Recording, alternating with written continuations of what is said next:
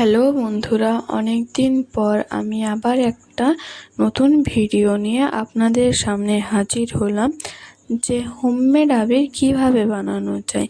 তো বন্ধুরা, ভিডিওটা লাস্ট অবধি দেখতে থাকুন।